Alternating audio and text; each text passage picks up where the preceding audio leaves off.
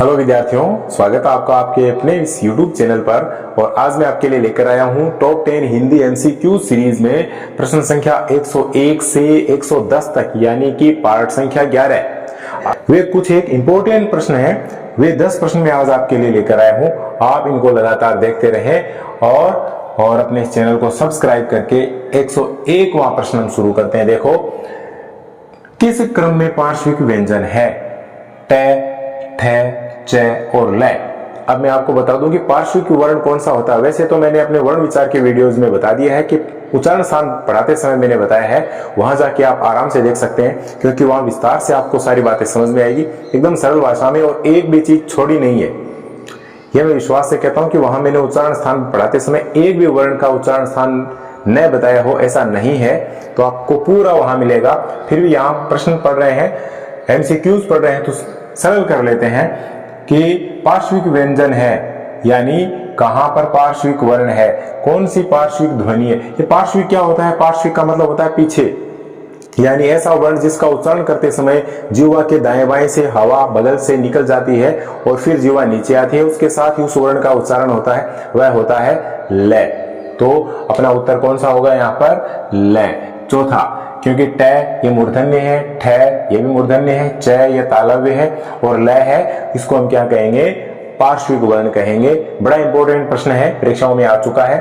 प्रश्न संख्या 102 देखते हैं कि भाषा की सार्थक लघुत्तम इकाई कौन सी है। भाषा की सार्थक लघुत्तम इकाई, यानी हमें कौन सी इकाई चाहिए? हमें सबसे छोटी चाहिए, लेकिन साथ ही साथ उसमें क्या होना चाहिए? उसमें अर्थ भी होना चाहिए, उसका एक निश्चित अर्थ भी निकलना चाहिए। तो बता दो, एक अकेले वर्ण का कभी कोई अर्थ नहीं निकलता है, ठीक है। तो शब्द, वाक्य, वर्ण, उपवाक्य, तो देखो, शब्द है वर्णों के समूह के रूप में होता है और उसका कोई निश्चित रूप से अर्थ निकलता है। तो सबसे लघुत्तम इकाई, सबसे छोटी, छोटी से छोटी, सबसे छोटी इकाई कौन सी हो गई? अपनी शब्द हो गई। वाक्य है, इसमें अनेक शब्द होते हैं। वर्ण है, यह अकेला होता है, इसका अर्थ नहीं होता है। और उपवाक्य है, इसमें भी अनेक शब्द होते हैं, इसलिए ये तीनों ने होकर के उत्तर हो गया पहला, ठीक है। यह भाषा की सार्थक लघुत्तम इकाई होती है। प्रश्न संख्या 103 कहता है, इनमें कौन सा कथन सही नहीं है? हमें इनमें से गलत कथन की छंटनी करनी है। अकंठ्य ध्वनि है। क्या अकंठ्य ध्वनि है? बिल्कुल। अ आ का उच्चारण स्थान क्या है? कंठ्य है, पढ़ाया हुआ है। तो ये क्या है? सही है। हमें क्या चाहिए? नहीं, अर्थात हमें क्या चाहिए? गलत चाहिए।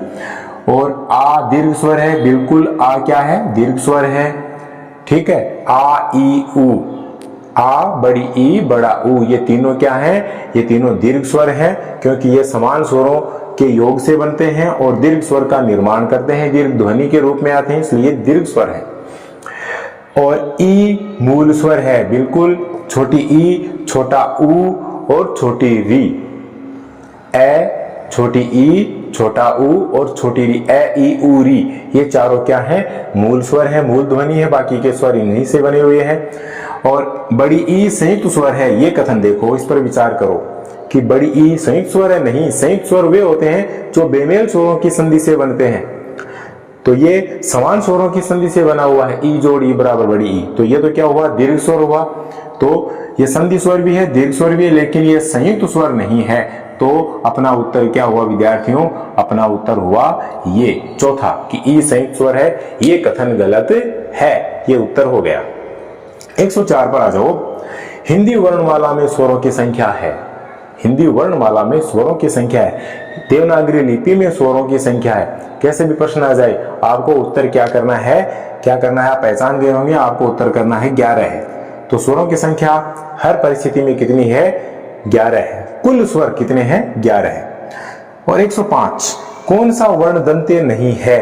हमें क्या चाहिए? जो दंत्य नहीं है, यानी जिनका उच्चारण स्थान दांतों से नहीं है, अर्थात जीवा, जिनका उच्चारण करते समय हमारी जीवा दांतों को स्पर्श नहीं करती है, वह वर्ण हमें चाहिए। द, थ, त, ये तीनों वर्ण हैं, वो त, थ, द, ध है, ये दांतों के स्पर्श करने से उच्चारित होते हैं, इसलिए ये दंत्य वर्ण है।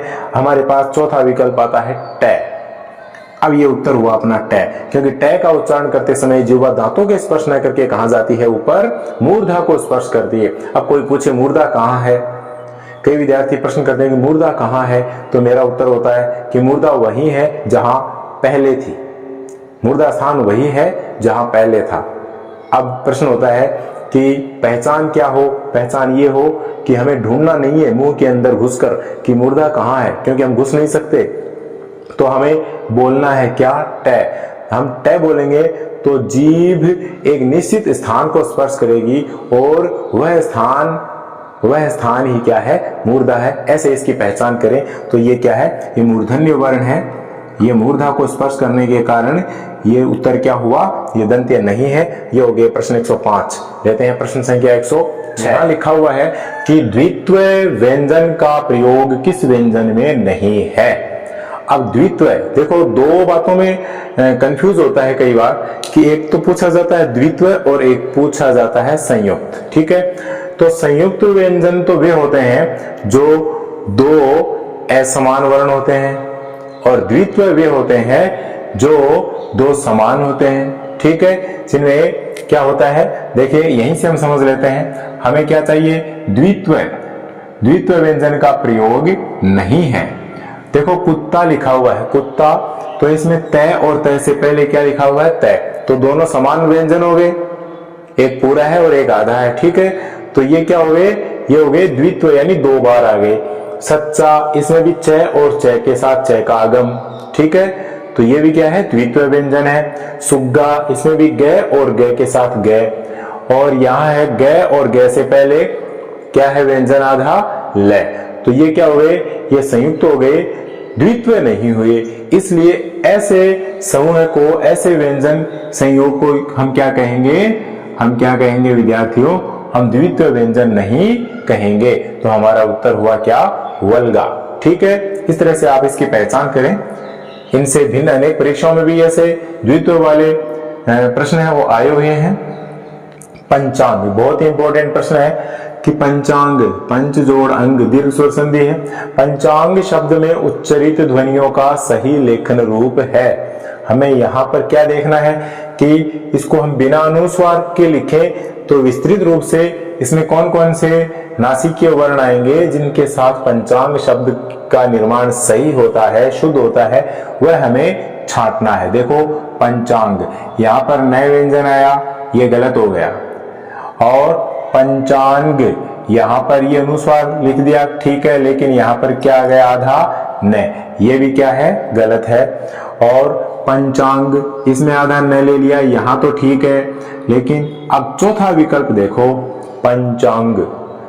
विद्यार्थियों ये व्यंजन संधि का नियम है और साथ ही वहां आप पहले पढ़ चुके हैं, तो इसको याद रखिए कि जब कोई वर्ण सामने हो उससे पहले यदि कोई नासिक्य वर्ण आए, ध्यान देना मेरी बात पे, कि किसी भी वर्ण के पहले कोई नासिक्य वर्ण आए, अनुस्वार की जगह है, कोई हम वर्ण लिखना चाहें, पंचम वर्ण लिखना चाहें, तो सामने ये देखना कि क वर्ग, च वर्ग, ट वर्ग, त वर्ग और प वर्ग, यानी ये 5 वर्ग हैं। इन पांचों वर्गों में से कौन से वर्ग का वर्ण सामने है और उससे पहले अनुस्वार है, तो उस अनुस्वार की जगह हम क्या करेंगे, जो सामने अक्षर है उसी वर्ग का 5वां अक्षर आधे रूप में यानी व्यंजन रूप में लिखेंगे, फिर अनुस्वार हट जाएगा, अनुस्वार की जगह ये पंचम वर्ण आ जाएगा, ठीक है।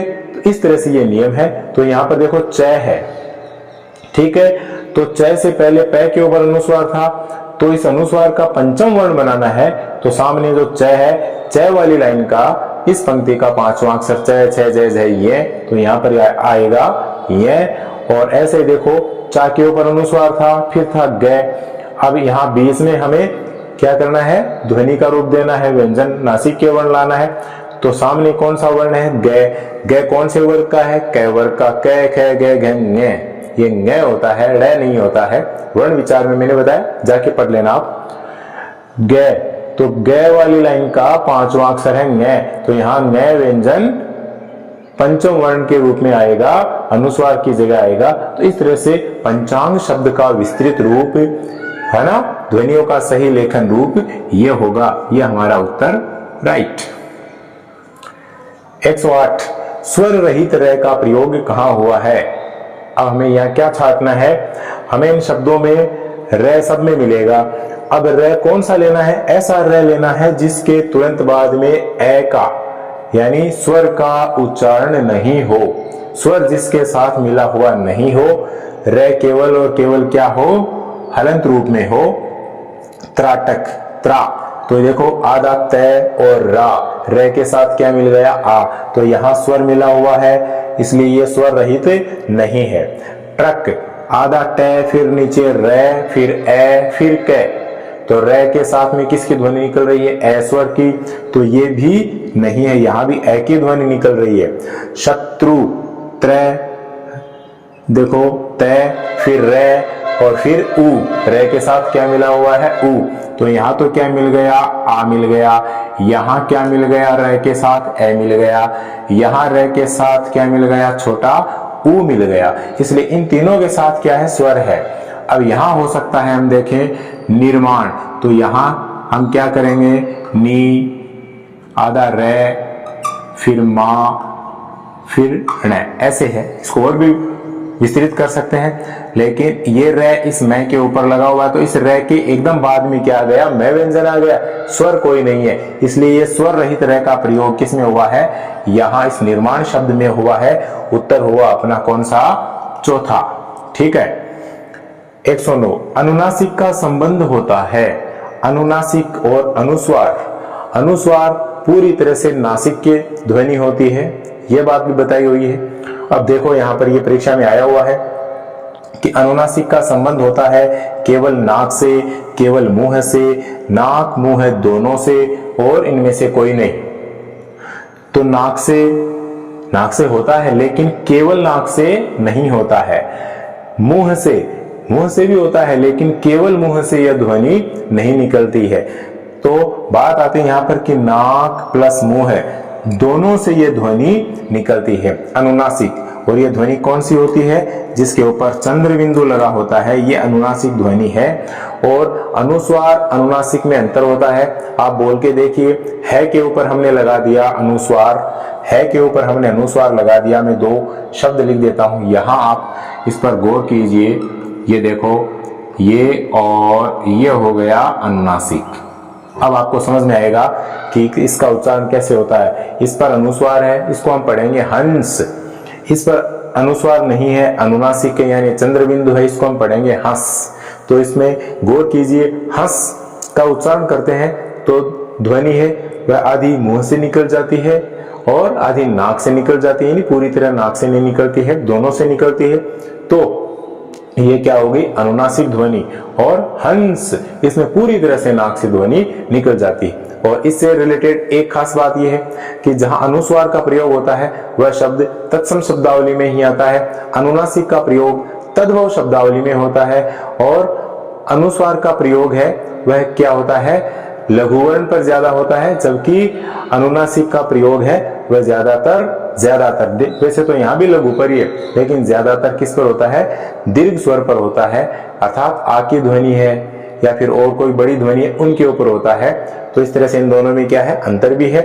तो इस अनुनासिक का प्रयोग कभी तत्सम शब्दावली में नहीं हो सकता, ये बात ध्यान करने योग्य है।